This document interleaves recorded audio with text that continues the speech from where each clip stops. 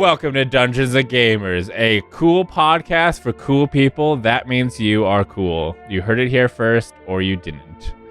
I'm Bryce, and I play the character named Fergus Bog, who is a half-orc ranger. I'm Erin. I play Cookie Kepler, the Wood Elf Bard. I'm Beckers. I play Bear, the human barbarian. I am Matt. I play the Tiefling Sorcerer Morthos. And I'm Katie Quixotic, and I am the Game Master and/or Storyteller. Last time on Dungeons and Gamers. I am never setting foot on another boat. That's what I told myself. Yet here I am, stuck in this tiny hammock, cramped in the corner of this creaky floating death trap. And all I can think about is how I'm never setting foot on another boat. If I do, it'll be the smoothest ride in the world, top of the line, plenty of space to stretch out. I don't even want to know we're underway, like butter or silk, just gliding across the water. And where are my friends? Not one of them has checked on me. It's always, what's Morthos up to, but never, how's Morthos? Friends. If that's even the right word. What are we? Co-adventurers? Hired hands? Criminal associates? Well, we're definitely that. Our ever-staunch leader, Fergus, has been off stargazing, talking about his legacy or fingerprint on the universe or something. Cookie, well, I can't blame her. If I said anything, she would have been working her magic to make sure I was feeling better. Bella and Elio, they went off to play hide-and-seek or something. Didn't even think to invite Morthos, huh? Maybe he'd like to have some fun. Maybe that would make this trip easier to stomach. And then there's Bear. I miss when Bear was, well, a bear. She was always there, hanging around, couldn't go off on her own. Sure, there was this communication barrier, but I thought the companionship was mutual. Sorry, I don't even know what I'm saying. There was this moment, we were at the port, it was this perfect moment. I thought, I could leave right now. I could leave this all behind. I'm far enough away from Waterdeep. If trouble comes looking for me, I'll be able to get out before it's too late. But I didn't. So now I'm sitting on the top deck, counting down the days until we arrive, and then I see something. The shimmer in the water. Then this haunting song. I am losing it. And that brings us to now.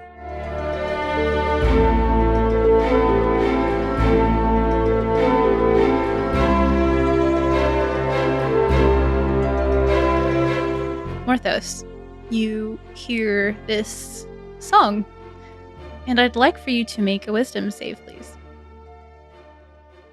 Ooh. 17. Oh, okay. Ooh, pretty wise. So, Morthos, you hear this song. You feel this tingle up your spine, kind of settle into the base of your skull, and like a pressure. But it's almost like the hairs on the back of your neck standing up without that actually happening. And for whatever reason, your inner wellspring of strength, your fear of the situation, you sort of push back against this pressure. And you feel something dissipate, and that feeling goes away. The tingling goes away. Your trepidation it will be what it will be, but that particular sensation kind of fades. And as this occurs, you see crest sort of above the surface of the water. How familiar with water life do you think Morthos is? I'd say he's not super familiar. He wouldn't. Okay. So this creature looks as though for a moment you had this thought in your mind like dragon. You saw scales Okay. much larger than a fish. And then there's like a flick and you realize it's some kind of tail. And then almost like a dolphin, sort of like doing the thing they do where they kind of come out and then go back into the water. I don't know what that's called. Like dolphining. Breaching? Breaching, I yeah, think there it we is, go. yeah. There we go. Like a I was a dolphin dolphin breaching girl. the waves. You're a dolphin girl. There's horse girls and dolphin girls, apparently. Barbie there's Riding Club. Beckers. I Barbie was Riding both. Club. oh, I love it. So, like a dolphin breaching the waves before falling back in or diving back in, there's this creature. They have a humanoid almost looking face. There's like flesh. It even looks like sort of hazel fey hued. There's a particular flower that looks very similar to this color. It's a dark, sort of like brownish purple. And they have pale yellow scales that fade into orange and this splay of fins that sort of like fan out almost from like the midpoint of this body. And they don't have any particular expression on them, but there's a moment where you like lock eyes and you can tell they're watching you and you sense this interesting not a connection in like a love at first sight sort of sense, but definitely a kinship of a kind, like A lust at first sight. a familiarity, which is odd because you've definitely never seen this creature before. But there's just something almost innate about it.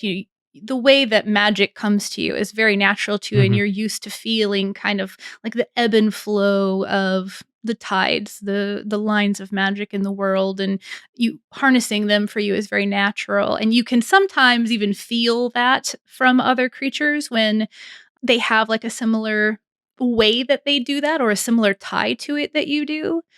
And you kind of have that feeling when you look at this creature. No one else has noticed yet. Okay, no one else has noticed, and okay. Mm-mm. Does it feel like? I guess it's up to my interpretation, but just that it's calling out specifically to me. Then in that way, like since I feel that connection. Roll either an Arcana check or an Insight check, whichever is best. Okay, Arcana Because this is like a thought that you're reviewing, right? Mhm. Okay. 9. With a 9. It doesn't seem like they were calling out to you specifically. It seems as though they noticed you because it didn't take hold. There was like a placid, but almost like a minor annoyance to it. Like, who is this? Okay. But the connection is more like you have felt something like this connection before, but not with a creature like this. It's usually something more to do with the way they interact with the magical world. Okay. The connection has nothing to do with the feeling, that first tingling feeling you had, because you recognize that as a charm spell Okay. that you managed to resist. The scene around you is still pretty chaotic. It doesn't seem like, this has all happened over the course of just a few seconds. Right. And it doesn't seem like anyone else has taken notice yet. Cookie is still playing. People are dancing. There's this call and response song going on. The atmosphere is very jovial, very lively, very chaotic as people are doing things they need to be doing, but also mostly kind of like having fun and singing. Somebody has gotten a mug of ale from somewhere and is drinking. Bear, where did you even find that? I'm just looking the other direction completely, Bear's up in the crow's nest still. but looking Looking, the yeah, wrong backwards. way. Yep. You after these few seconds pass, all these thoughts kind of come into your mind really quickly as you're trying to figure out what just happened and assess the situation that nobody else seems to be noticing. You hear another verse, but from a different direction, it sounds like, and from a different voice. Curious though I am, oft sailor seen, swirling, churning wonders around thee. and make a perception check for me. Just you. 10. Okay. There's a sound behind you, but you're pretty fixed on what it is. It doesn't sound like too out of the ordinary. Maybe like somebody has come upstairs or downstairs or something like that. Okay. Getting everyone's position again, just to remind me, Bear's up in the crow's nest. Fergus is fishing off the back of the boat. Yeah, Cookie is I believe performing, so. correct? Mm-hmm. Okay. Yep, on the deck. All right. But what about Bella? Oh. Oh, She was below deck. Yeah, last episode they were below deck with Elio. Yes. And in fact, on that note, Cookie, go ahead and make me another perception check. I know what performing's like. You kind of like look back and forth and engage with the audience in different ways. I got a 9. Mhm. You do notice that Bella has come upstairs. Oh, okay. Can I see who's closest to me, or who is like, if I look around of the crew, who am I? Of the crew? Well, of our group. Of Who your would I- group. Yeah. Oh, like are we a crew or is Yeah, Yeah. your crew, not This the gang. crew. Ah. Yes. The closest person would be Fergus. The closest and easiest to get to would be Fergus, Okay. who's just up the steps and at the back of the ship, the aft section. All right. I think I'm gonna head over to Fergus. Okay. Fergus is just kind of like still trying to fish. He's like a little bit grimaced by all this noise they're making.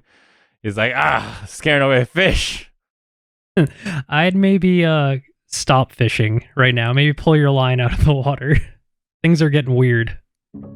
How? Did you not hear those songs? Are you yet wondering where you are? Did Fergus hear that? Make a perception check. With advantage, because you've been told that there was singing. I doubt I'll need another one. I Yep. didn't need another one. 20. You did hear a voice. Lower sort of register. Hard to tell where exactly it came from, but it sounded like in front of you in the sense of like off the back of the ship. And you catch a like long, sleek shape in the water, like a topaz sort of glint to it, and a really bright blue, brighter than the water ring as the waves, the wake of the boat creates that sort of foamy cover over the water. Fergus just kind of like looks closer. He's like, I think he's been looking for fish this entire time, so he's just like, oh, this looks like a big fish, and he's like, hey, like, I don't know what that singing is, but I think I got dinner. It's not coming from the boat. It's not the people on ship. It's coming from outside of here in the water. There's you had said there was like islands nearby that we were coming up to, right? Like little You're heading for the Moonshae Isles, and there is like a midway point. Let me pull up the map. Yeah, about a little more. It's halfway in distance between where you left port last and where your destination is. There are some islands off of shore that have to be circled around. So in terms of time traveled, it's a little bit more than halfway. So sometime soon, there should be some small islands that you should be passing. but we're not like near them yet. You haven't seen... Like you can't see it, is what you haven't seen Okay. land in the distance. Okay, Fergus kind of like sets down his pole and kind of like looks around outside the boat for like what could be making this other singing. If there's like someone in another boat or something. that's outside.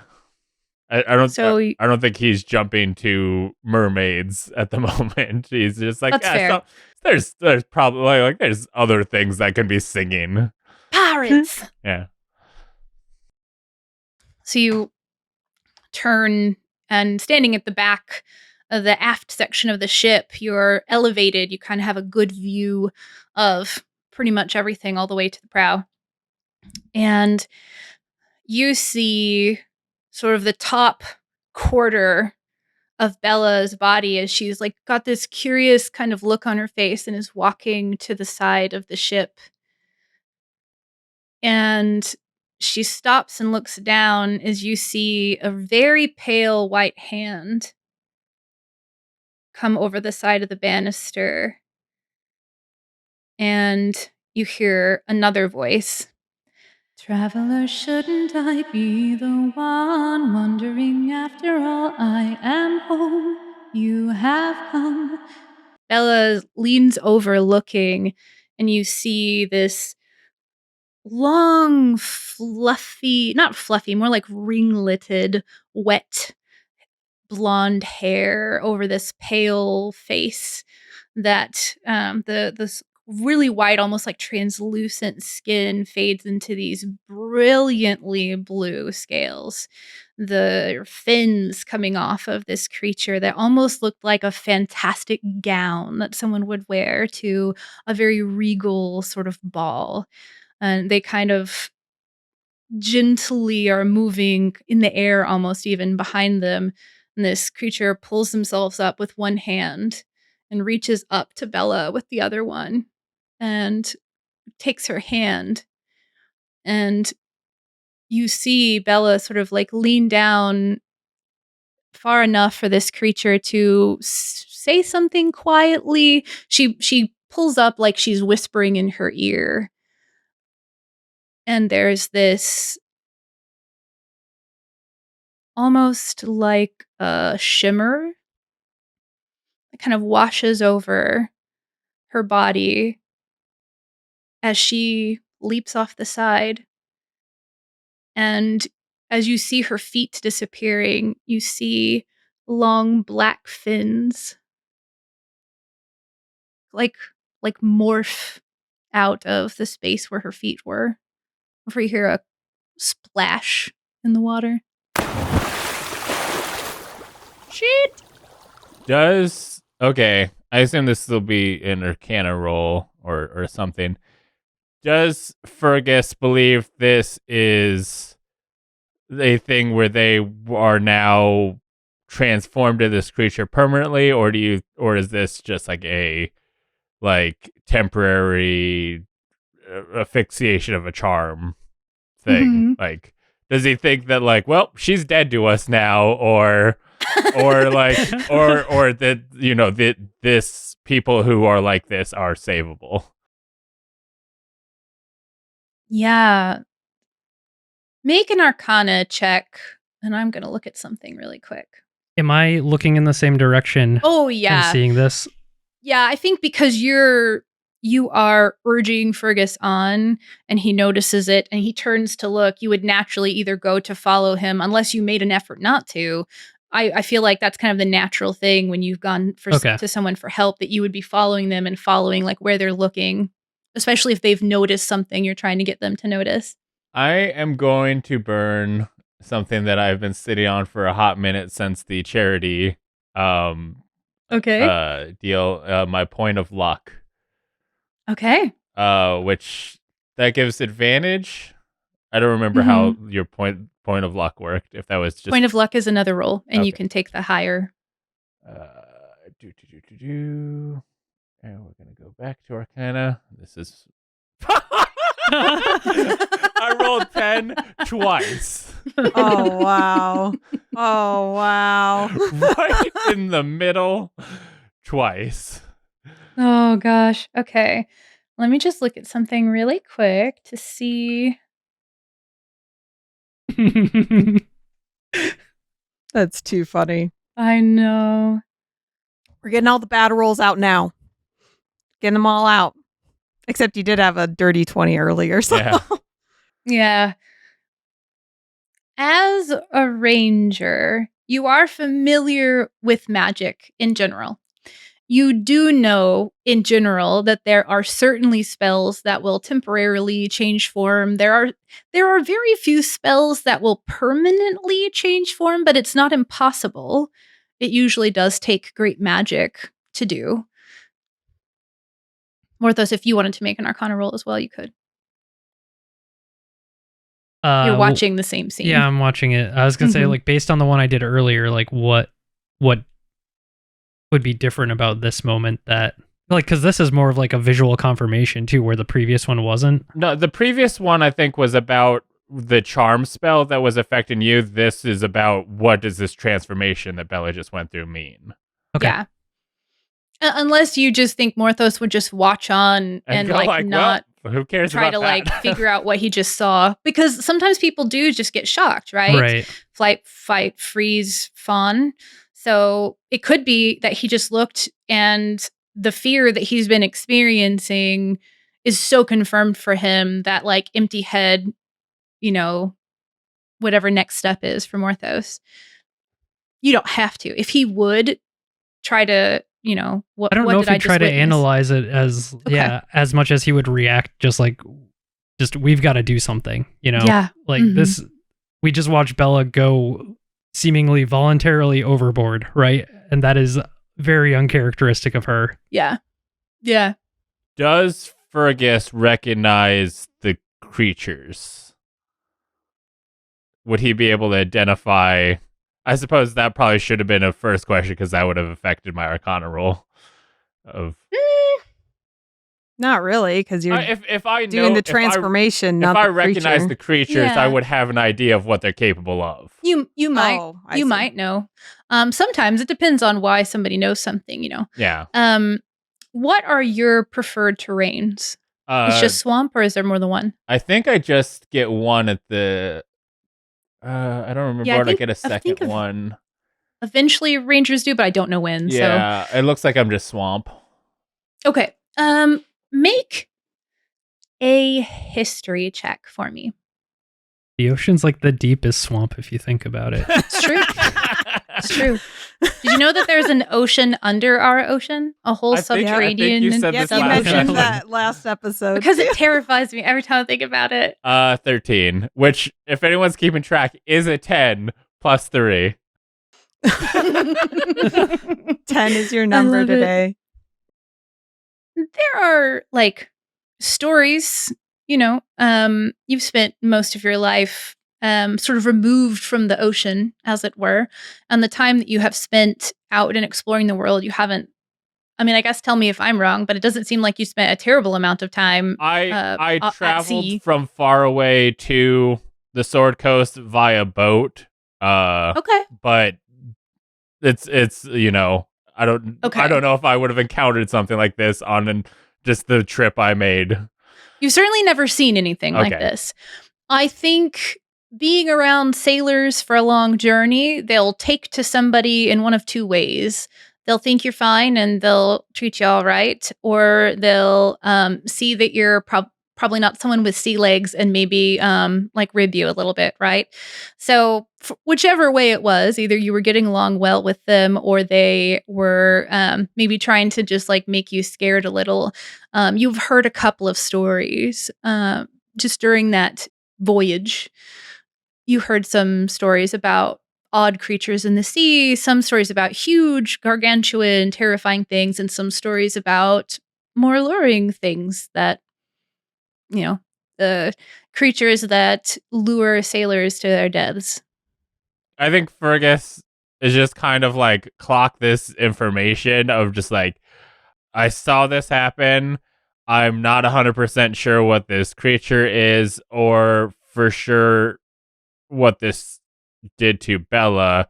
I think at this point, Rascal's already like Rascal had been like chilling at my feet while I was fishing, and I think the second the thing like reached its hand up, Rascal kind of like stood up and started growling a bit, Okay. and I think after seeing Bella go down, Fergus just kind of reaches back for his bow that he's kind of got like strapped next to his quiver, and just kind of like pulls it out and starts like eyeing the edges of the boat for other signs of incursion. Okay. Cookie, go ahead and make another perception check for me. 8. You heard splash. Weird. Real quick, It's just because Bella. I don't know if Fergus would actually know where Bear is, because he had kind of been doing his own thing, focusing on fishing. He is going to blow the horn of alarm. The horn Ooh. of friendship. Oh, The yeah. horn of alarm Yes, has been blown. which we have determined that Bear is aware of the meaning of the horn of alarm. Right, because you used that during the heist, right? Yeah, Yeah. that like I had purchased that without their knowledge, and the only one who like had seen it was Bear while we were training. Mm-hmm. Because you can use this action to blow it. One creature of your choice can hear the horn's blare, provided the creature is within 600 feet. So Bear hears the horn. Bear, Gondor calls for aid.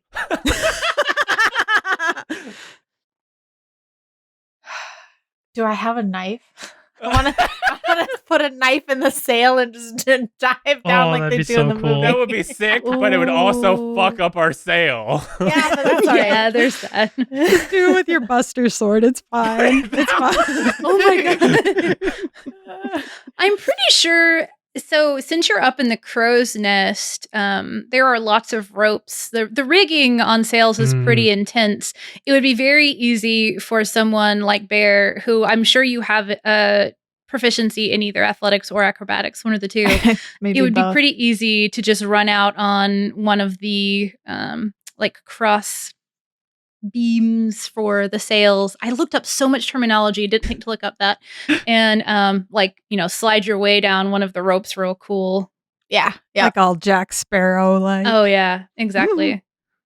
Yep. I'm gonna grab a rope. I'm gonna swing down. I might even do like a flip. You're gonna like wave to some fans. Hey. Do it one-handed, sword out, like blah.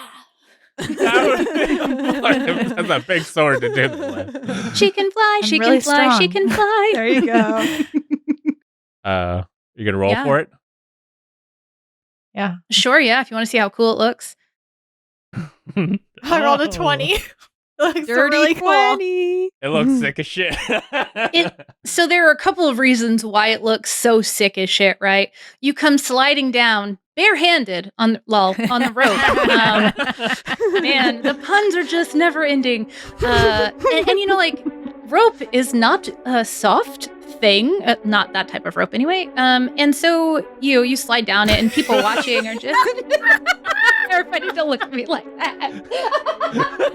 I wanted to clarify. We learned a This little is bit about just like- Katie right now. Oh man. So anyone watching it would take notice of this, 'cause as you come sliding down this rope, you've got this massive sword in one hand. You let go, and just like the momentum throws you forward, and you do this sort of like somersault. You land, and you do like, you've got sword in one hand, so the hand that lands on the ground like superhero pose, that you hit the deck with like a thud that kind of makes several people around you look, and as you stand up, they can see the burn on your hand. You're just like the not even acknowledging this on your face, and it just looks extra badass because of how much just went into that and how perfect it was. And then they clap like a little bit. Right? Yeah, there's a couple of them. The one with the tankard that like went and got ale, who's clearly like off shift, just kind of looks at you and like hands you the tankard. Chug. Chug. That was sick as shit. Yeah, right? That was sick as shit. Take it back from you. Gosh. Wow. Thanks. End of conversation. Yeah. That bear just stands there. At this point, Cookie, because you're sort of I heard there was alarm. yeah. It was pretty noticeable to see Bear just kind of like swing down all valiantly, like she's coming to someone's aid to land so perfectly. And now a lot of the people that were sort of participating in this call and response song have turned and are kind of looking at Bear and are clapping and then looking back at you and Holly and just generally confused as is this part of the show kind of looking on their face like was this orchestrated? Wow, this is really cool. But it's like now you're definitely like tuned in to something up, basically. Okay. I think then she'll probably like signal to Holly to like, I'm going to be like done for a little bit and then probably just head over to Bear and be like, what's up? Okay. I don't know. I heard an alarm.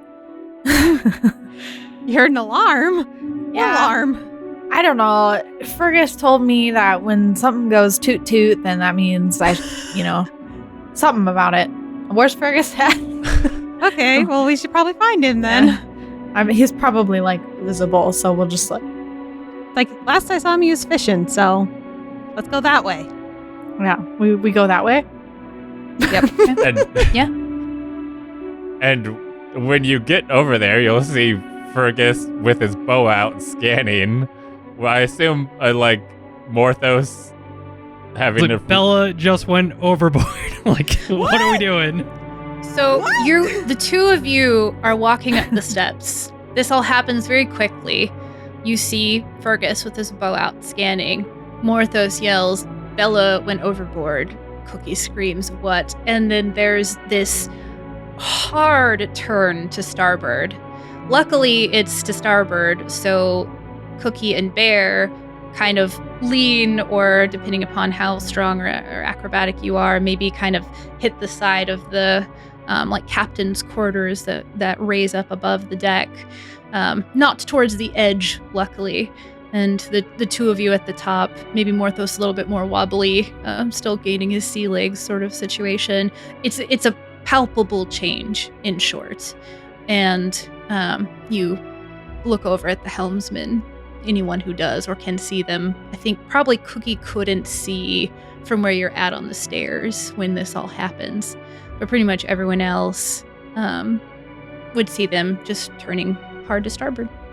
I think Fergus looks at Bear and Cookie and goes, Fish pirates!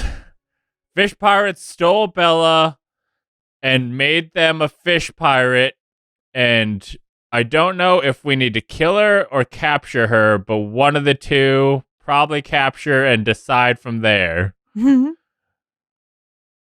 And Okay. and they're outside the boat somewhere. They pulled Bella in, and I don't know where they are, and they've been singing at us. What do they want? Maybe we could talk to them. I'm gonna go look in the water and see if I can see them. Okay, you make a perception check while they're talking about this. 12. I think Cookie would also probably look over to the helmsman, the person at steering the ship. Helmsman. Mm-hmm. It's like, and be Yeah. like, what's happening? You look over at this person who before you've made eye contact with them a few times as they were steering and you were up playing and you were far away on the ship, but there's that kind of, you see somebody from across the way and you can tell they're looking in your direction and they're like tapping their foot and we're clearly enjoying what was going on. And there is this just oddly blank expression on their face. Since Cookie knows charm person, would she be able to recognize that's what it is? If that's what it is? Make an Arcana check. Arcana. Oh, 3. Oh. You have the spell. Whether you can tell that this is specifically charm person, not necessarily, but he definitely looks like somebody's got a hold of his mind. I got a spell on you. Exactly. There, over the side of the railing, you see a a sort of it's almost like it's weirdly like looking in a mirror in a way. There's this like thick framed creature that's somehow still like sleek because of the length of them. They have like a golden skin that's interrupted with these like geometric looking patches of like shinier skin, but they look really solid. And that's the thing that you take away from it. Definitely not something that you would normally see when looking down into the water, and pretty large. Not like they're like still medium sized, but like large of stature. Can I see? Was it the helmsman? Like, I can see him and also perceive the spell. If you are still standing at the very back of the ship, like right next to Fergus, his face would be away from you because the helms is standing at like the front of that space usually. Yeah. But you could easily like walk up and look because or you could like assess their body posture if you would like. Like you can still look over at them and see what you can see by making like a general assessment of them. I mean, did Cookie tell us what she saw? This is all happening very it's quickly. all like moment to moment, right? Yeah, this is like simultaneous. Like there's that quick exchange of, fish pirates. Maybe we can talk to them. The ship kind of rocks. Everybody looks in a different direction. And that's where we're at. Can we see any others like overboard or like off the side of the ship? Like any other either people going in or other fish people? Make a perception check. 5. So the way I see it happening is like Morthos kind of watching everything that's happening, makes like a cursory like inspection of like the state of the ship, the water around it. From up here, you don't spot anything in the water necessarily that you can discern to be something unique anyway. You do notice there's a bit of a hubbub towards the prow on the port side of the ship. Okay. Left side of the ship. Fergus, I think like he's still scanning. He goes, I don't know where they're boarding from. We should all take a side of the ship, so if they come on board, we can nab them. Also, one of them's Bella, so we might want to nab them for sure. The rest might be under a spell, or we might be killing them. We'll figure that out once I can look at them closer. Yeah, Cookie'd probably go, there's something wrong with the helmsman. Just yell that. Okay. Fergus kind of like clocks that, and then he kind of looks at Bear and goes, Bear, do you know how ships work? No. Do you know how wheels work? Yeah. Get that guy off the wheel, and then turn the wheel however way you feel is good. Okay. I'm all right. Bear's gonna run over there to the wheel and kick that guy off the wheel. Okay. What are you gonna do to kick him off the wheel? Physically kick him. Oh, just like just kick him over and take. Okay, not to wound, but to kick him. I'm picturing the wheel as like a slightly upper level, so I'm gonna kick him to the lower to get him out the way. Yeah, I love it. Go ahead and make an attack roll. We just won't roll damage because the purpose is to move them. Okay, unarmed strike. Yes. Yeah, sure, that'll work. Totally. Yeah, it's a foot. Yeah. 17. This is perfect. Bear is just like walks up, foot on, kicks. He's just like Wilhelm scream, like yeah. Edit that in. I love it. Yes, do. And just kind of goes like folding in on himself and rolling to the side. Obviously not like wounded in any way, but certainly moved easily. Moved. Yes. Okay. Like has been moved. What direction do you turn the wheel? They went starboard, so I'm gonna go port. Okay. Ooh. How hard are you turning it? Not that hard. I don't want anybody going overboard. Okay. You don't want to Tokyo drift this thing. Yeah. Doot, doot, doot, doot. So left decisively, but not to an insane degree. Okay.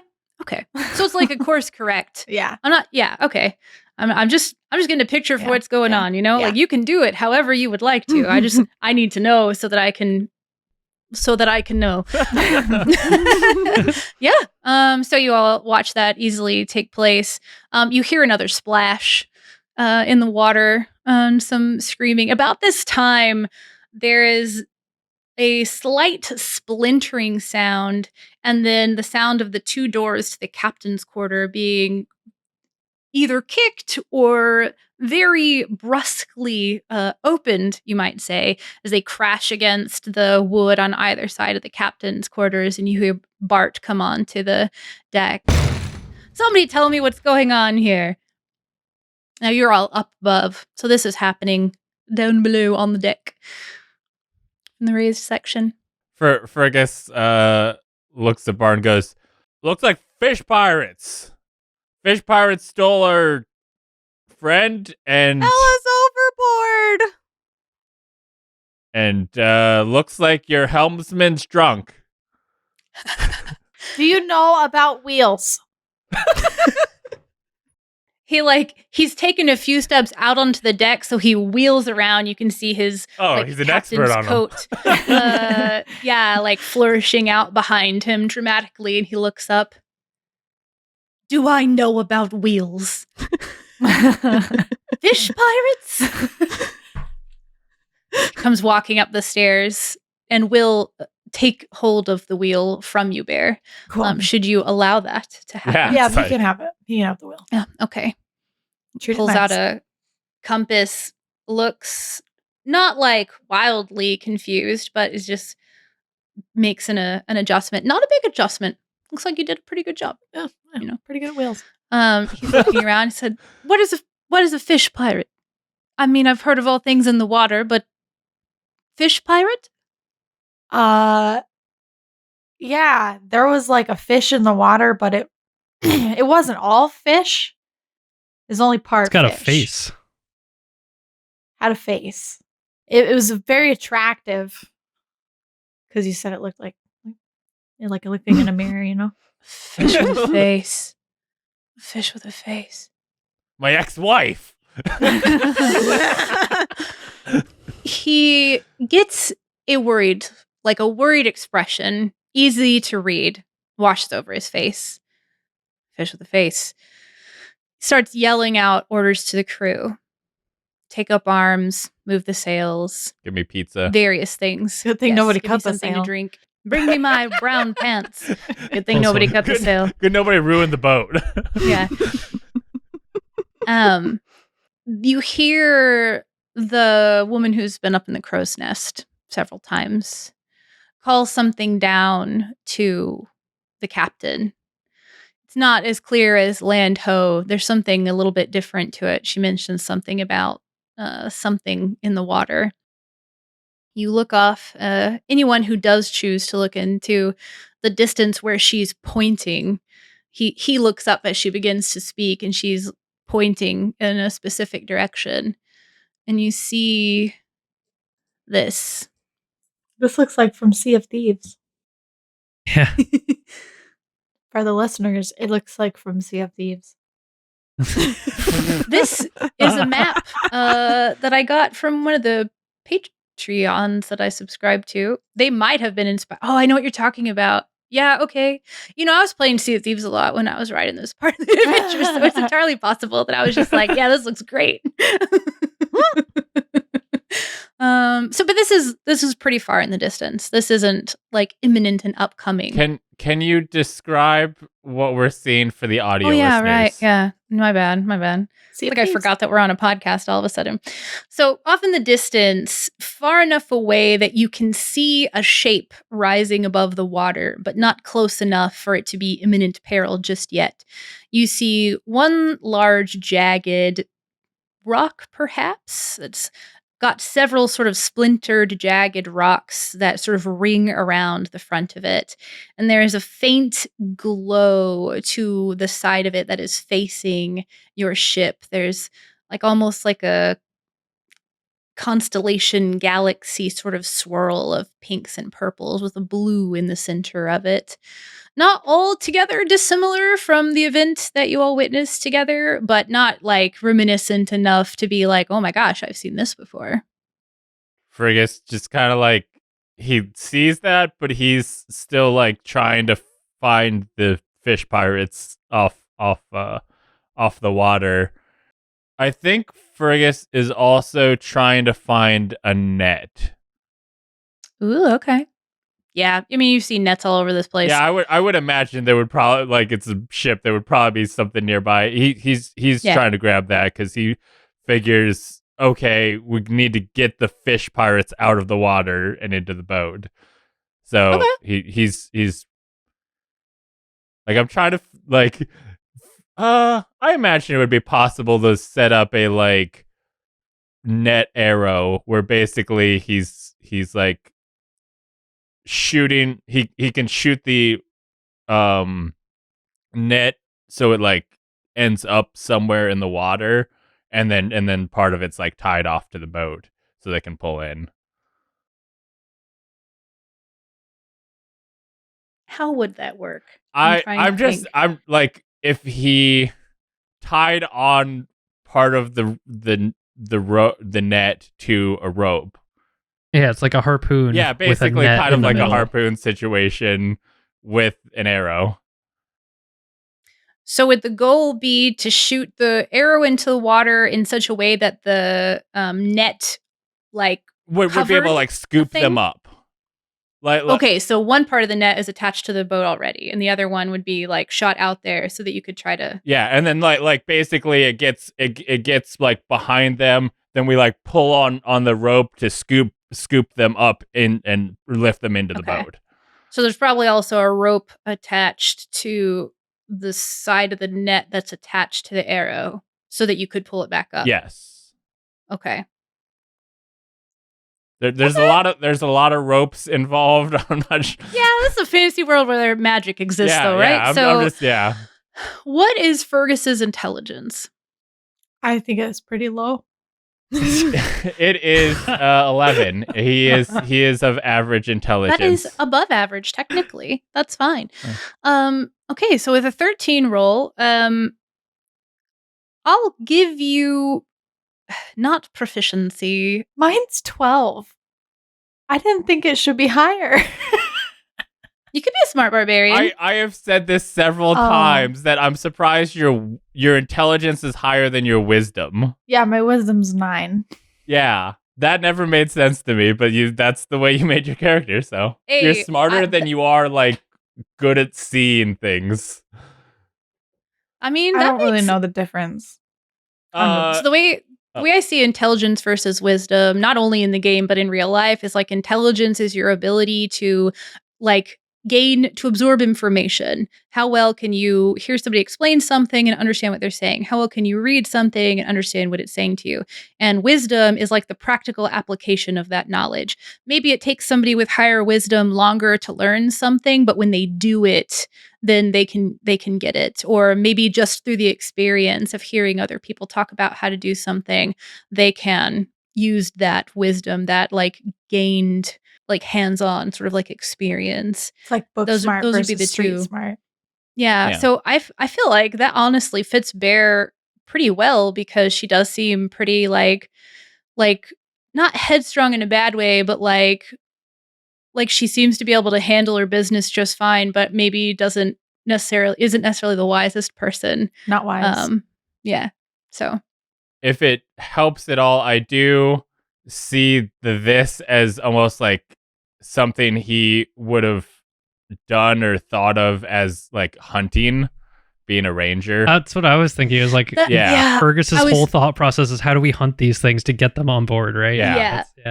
I was trying to decide what aspect of like should I add your survival bonus to it? Should I add So let me go look at your character sheet really quick. I'm proficient in nature. I'm not in survival. Just because it's like those are weirdly like very related. I wasn't sure which one to go with. I went with nature, which is weird. Okay. Is the intelligence one boosted one? Yeah, I've always thought it was weird but you know what? That's like it's DM prerogative sometimes to be like you're going to make a nature check, but you can make it wisdom based because this is like a druid, doing something about nature, or a ranger doing something, trying to discern something from nature. And it makes more sense for it to be wisdom based. Yeah, I think I went proficient in nature because it's intelligence, which was lower, whereas survival's wisdom, and I've got better survival. So yeah, just in terms of character build, that's why I made that decision. Yeah, I think we will go ahead then and we'll add your survival bonus to it, because that's kind of what I was thinking too. Matt was like, well, this is a ranger, right? This isn't like a rogue trying to suddenly make a rope trap, a net trap. It's a ranger, so we'll say that that's a 15 then with your additional bonus. So it was kind of something that you like cobbled together from a few different ideas, and you started to make the thing and then realized you should probably tie a rope to the end of the net that you're going to pull back. So you kind of had to like take a second and stop and, put that together. So I would say all told, it probably takes you, you're really just kind of like tying pieces of existing things together. Yeah. So like a minute, whatever, like 30 seconds ish to like run down. You've been on the boat for a couple of days, grab the thing off of the wall, tie a couple knots. If you ask anyone to help, it'll go even faster, depending upon what you do. Do you think you do it by yourself? I don't think he's asking for help because he's like hoping that they're keeping their eyes out for fish pirates. Okay. That he's like, you guys do that. I am fashioning this net. Okay. All right. So you all see this off in the distance. Fergus has been kind of a flurry of movement going back and forth and concocting something off the side of the ship there. You see, Bart has taken on this worried expression after you started describing the fish pirates with faces to him. And after he received word from the crow's nest to look in a specific direction, he starts to look really concerned. He's correcting the course, steering you all away. You hear everyone now. The music has completely stopped. The crew is like, some are taking up arms, some are adjusting sails. Holly is kind of standing at the front and watching, like off the front of the ship to see what's going on. You hear the singing again. And so everyone's plan at this point, I know what Fergus is doing. What is everyone's next step? Just as you're like, you see this thing off in the distance, you are kind of vaguely aware that Bart seems rather concerned with what's going on. Well, I think Cookie would probably follow what Fergus said and go to a side of the ship to keep a lookout for fish pirates. Okay. Which side of the ship do you go to? The Whatever left side. Yeah. Okay. Sure. I think it's all been so fast and visceral that Morthos was kind of panicked, right? And so like he looked around, he wasn't able to see any, and like now Bart has come out, right? And he gave us that visible indication that like what's a fish pirate, right? And like he had that look of panic. So I'm gonna cast Detect Thoughts on Bart. Okay. To try and understand what he is thinking and what that means. Okay. I generally know what Detect Thoughts does. I think without making a check, you can just glean their like very topmost level prominent thoughts that aren't like secrets, right? Mm-hmm. Okay. General panic, but not in like an out of control panic, in like I've got to get control of this situation panic. He seems very much like he is in a state of like taking stock of who is on board, what they're doing. He's you get the sense just from gleaning the top end of his thoughts that he's a very good leader, because of all the things that he's thinking about right now. It's almost like you hear him going through a list of the ammunition he knows is on board, of the supplies he knows are on board, of all the people in his crew, and he's checking to see who he can't see and determining who might be missing. He's course correcting. He's already checked his compass. And as you're detecting his thoughts, there's a moment where you kind of, the stream of consciousness goes still. And like you can almost feel like the shudder in his mind. And then he audibly yells, "The damn things, they'll try to take your mind. Don't listen to the song." You presume, based on what you were hearing and everything that you know, that he has just succeeded on not being charmed. Yeah. Okay. Mm-hmm. And people start to cover their ears as they're going around and doing things. You see Holly, both Cookie and Morthos, and perhaps Bear, depending upon which side of the boat you might be looking at or what you're doing. She pulls out what looks like a handkerchief or something at first, and she wraps it around her head and ties it at the top. And then she pulls out something and seems to like put things in her ears and settle this like cloth over it, as if she's quite prepared for such a situation. But she doesn't, like, she still looks like frantic and concerned. This is not a conspiratorial She was planning this. action. Yeah, I realized as soon as I said it, I was like, nope, she's a prepared sailor who she's a fish on the inside. A fish on the inside. I love it. A leg fish. Mm-hmm. And he walks away, Bart does, as you're kind of reading his thoughts here, Morthos, and everyone is scanning. And everyone who's scanning the water, go ahead and make perception checks for me. Okay. And you see him like look over the side of the water, or a side of the ship into the water.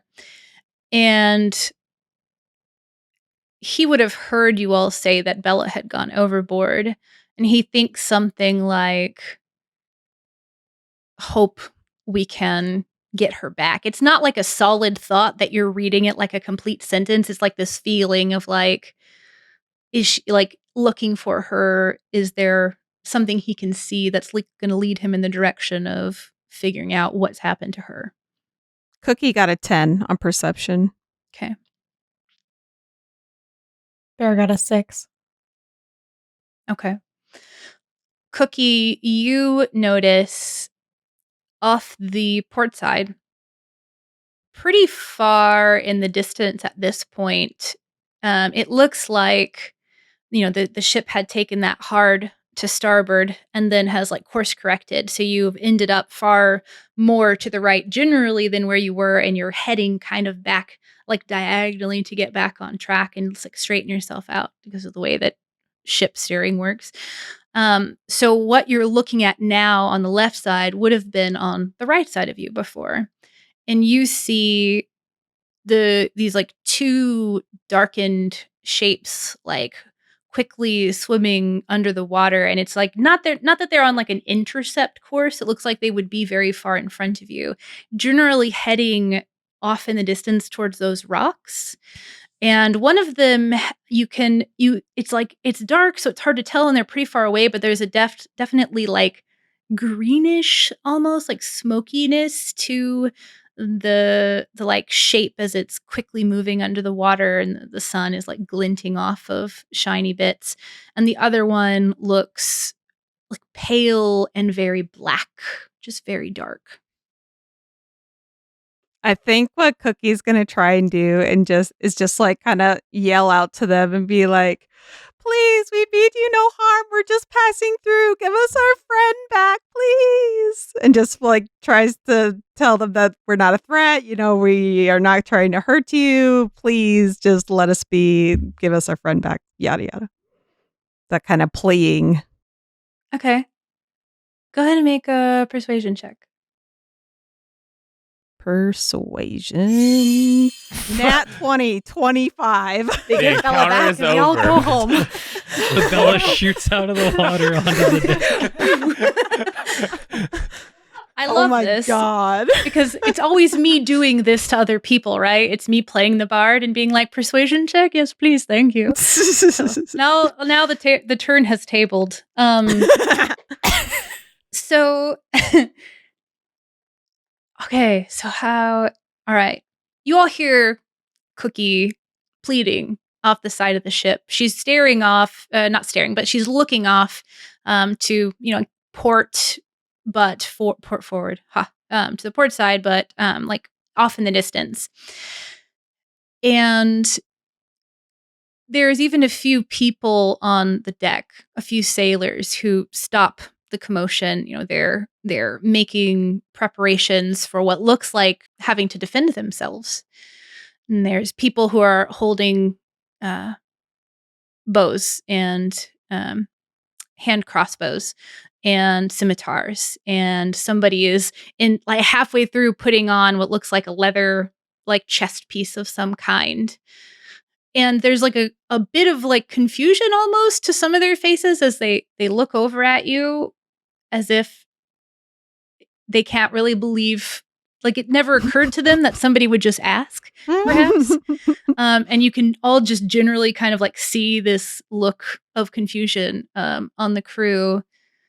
And you hear in your head, Cookie, a very soft, very almost like matronly sounding voice.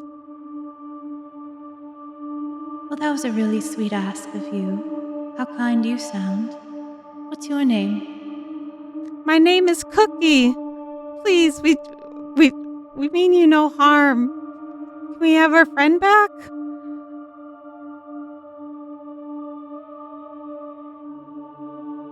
How do you know she wants to come back? Because she's a part of our group and we have a mission together. And it's something that I know is important to her. At this point, none of the rest of you can hear what Cookie is responding to. You get the feeling that you could respond in your head, Cookie, but you can tell me whether you're instinctually responding like in your head or actually out loud.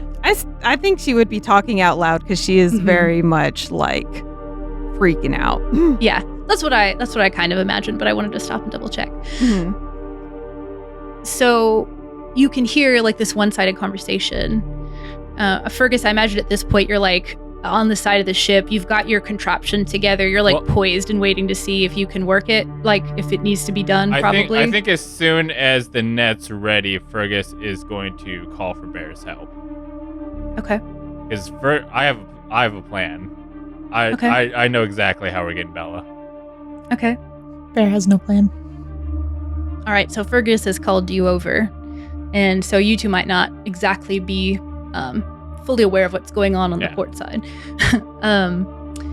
So you see Cookie and probably Morthos and certainly Bart as he's looking at Cookie, confused at this one-sided conversation going on, just kind of like pop out of the water this humanoid-ish looking creature. They're out about like maybe like waist high, it seems like. They have this like that smoky green color you were seeing earlier, Cookie. They have this smoky green color to their skin and their scales. There are black stripes ringed in white on these scales as they like cascade down. They kind of start like around the shoulders, like thinly and become more like armor, as it trails down the body. So it's like these beautiful rings and swirls of these colors. There's some bright, almost like sparkles, it looks like from a distance, and ships move fairly quickly. So as you're getting closer and they're kind of coming off the left side at an odd angle, now you notice these like almost like pearly silver, like individual scales that are are on her body. She's got this sort of like angularness to her fins that are kind of harsh compared to the rest of the shapes. But she's got something like around her head. She has this like regal sort of like look to her, this long black hair. And next to her in the water, it looks like the other figure has stopped. They're facing her. So you see black hair, like kind of like swirling in the water the way that hair does when it's wet, and this long dark tail. She just kind of looks at you like amused almost. Not in a terribly condescending way, but definitely like amused and confused, and hasn't said anything else just yet. I want to give everyone else an opportunity to do what Fergus seems to be enacting a plan. I don't know what Morthos might be planning to do, but that's kind of where we're at. Okay, so this being is in front of me, correct? Yeah, probably about like 100 to 150 feet, like left and forward. Okay. Morthos is not taking action. He's just watching. He's next to Bart. Yeah, Cookie would just continue pleading, just be like, "Please, we're just passing through. We're on our way to help people, and we just want our friend. What do you want?" It's like do you need help? And she smiles when you say that, and as she does, you see these like spiny looking teeth that look very sharp and pointed. It's almost a bit unnerving that the smile looks really really sweet, but the teeth look really ferocious. Bart looks over at you, Cookie, and says, "What's your plan? Do I drop the anchor?" Like, he doesn't look like that's what he wants to do, but he's not sure what the point of the conversation is. Bearing in mind, he doesn't necessarily think that like he knows what's going on here, right? So It's like Cookie just wants to try and talk her way into them leaving and giving the Bella back. That's all she's trying to do. okay. Fergus and Bear, you see a few heads kind of like pop up out of the water, like halfway, as if they were just like waiting to see what happened and kind of like staring at the ship off of the starboard side. I think as soon as Bear got close, after Fergus had kind of fashioned together the rope to pull in the net, and then the mechanism to like shoot the rope out. As Bear walks up, Fergus hands Bear the like pull in rope, and he grabs his bow with the shooting out part ready, and he looks at Bear and goes, "As soon as we've got her in there, you pull the rope and get Bella in the boat." Pull the rope. And with that, he casts locate object on Bella's clothes. Ooh, okay. Does she have clothes after she turns into a fish? I would assume that the top part of her would remain. I mean, what about her headpiece thing? I think she'd probably still be wearing that. I think he would something on the upper part that he would assume would have not transformed. Let me look really quick. I would say that this would still work. So you can sense the clothing to the port side of the ship.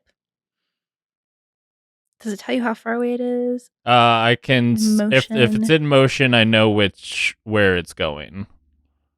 Okay, it would technically be in motion heading backwards. Then Fergus is going to get in position to shoot the net so that she'll basically be moving into the net. Okay. And he does that as soon as he's in position to do so. Okay. So when you get the sense of which direction it is, you can easily like swap over to that side of the ship. How is the net affixed to the ship? Does that mean you have to untie it and bring it to the other side, or is it more towards the back? The net is attached to a rope that Bear is holding, so that Bear literally is like the anchor to it, so that so they if they were gonna pull the net, they would have to take Bear with, and Fergus is like, they're not taking Bear with. You see the way she roped down? Yeah. Yes. And I will also, because your favored terrain is swamps, you know that water distorts images that you can see above. You know, if you were to put a stick in the water, it would not look like it is where it should be, below the water. So go ahead and make, we'll say, a normal shot with your longbow. No disadvantage because of the knowledge of water that you would have. And you've been fishing and you've been learning about compensating for movement and things like that. 9. Fuck it. I'm gonna burn all my shit. We're going inspiration. 13. Is that your DM inspiration? Yeah, it's my DM inspiration. At the end of last episode, we got DM inspiration. Yes, I forgot to do that before we stopped recording. So everybody did get DM inspiration for various things that I should have explained and didn't. And I'll be better about that in future. So the way I do DM inspiration, I like to take a page out of our friend Tom's book, where it's technically what it is another role. Right. But also, I've given it to you because you've done something I think is really cool and have influenced the story in a way that I really enjoyed. And so there's an opportunity to influence things beyond just the role, especially if you give me a good reason for it. So tell me a good story, and we'll see how that might help. I mean, I do think that the locate object is just going to make it easier, because what I'm technically not trying to shoot Bella in the water. I'm trying to shoot in front of Bella, close enough that the net, that if I know how fast she's moving and where she's going, I can kind of judge that to go like, okay, she's going this way. I just need her to run into this net. As soon as Bear feels friction, they're going to rip her out of the water. And so I'm just trying to place that net into the water ahead of Bella. I do think that there's probably like a weighting, he attached a weighted mechanism so the net goes in, or else it just sit there and float. So okay. Weighting mechanism. Yeah. I think all of those points were absolutely accurate and true. I was waiting to hear whether or not you had thought about how to get it like into the water, because we hadn't talked about that.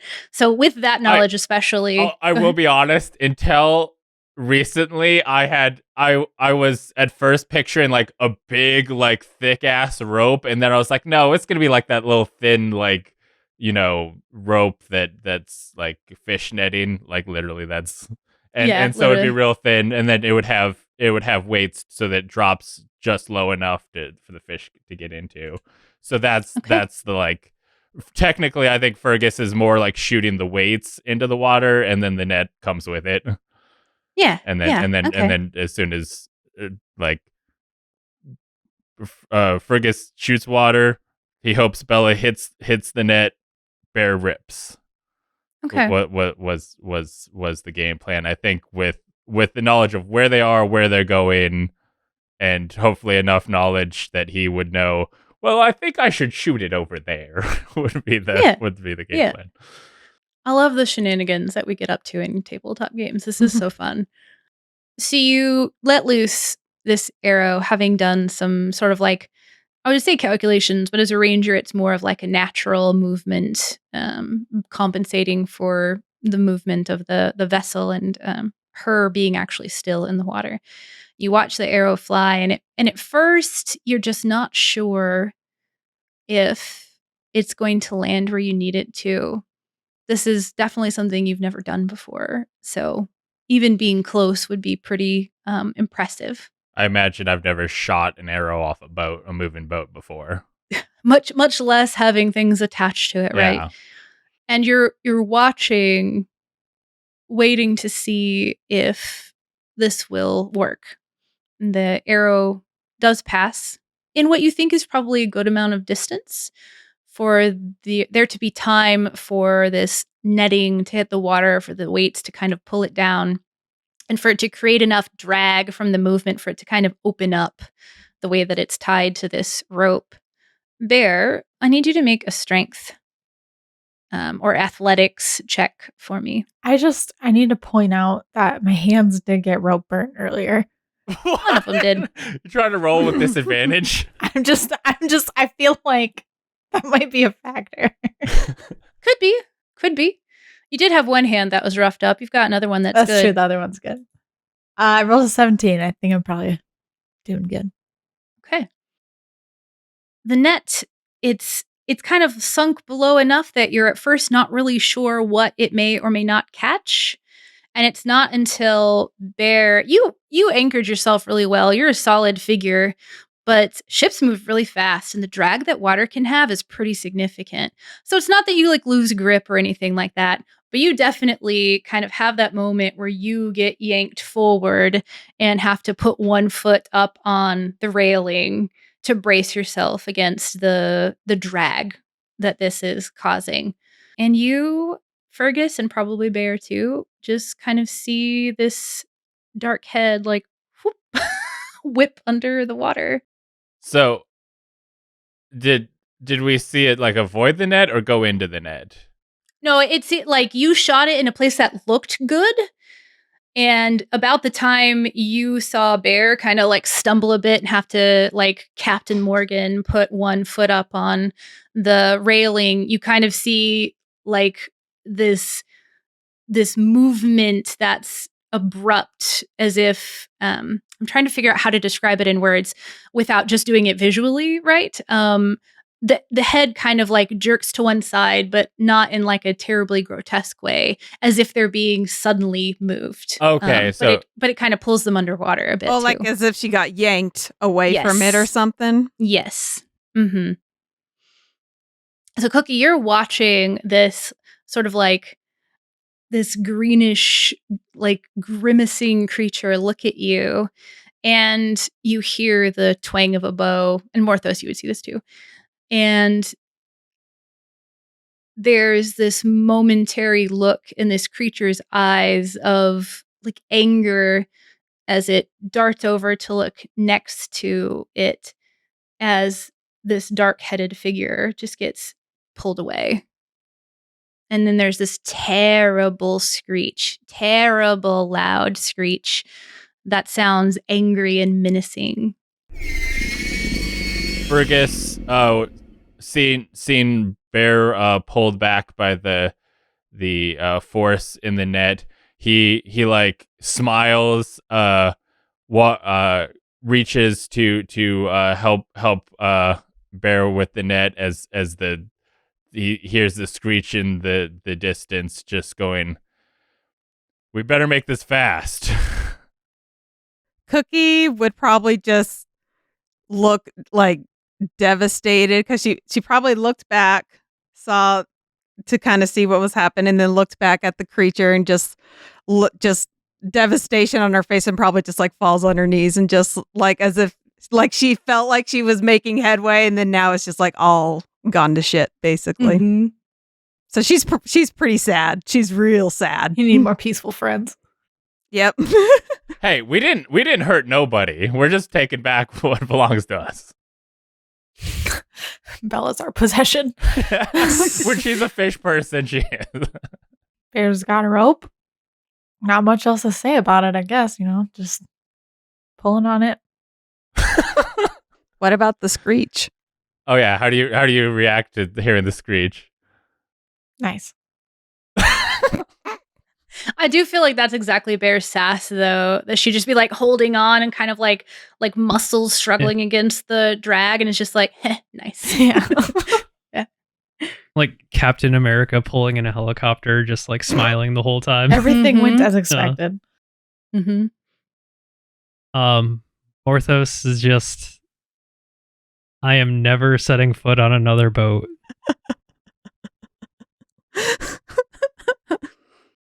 Righteous.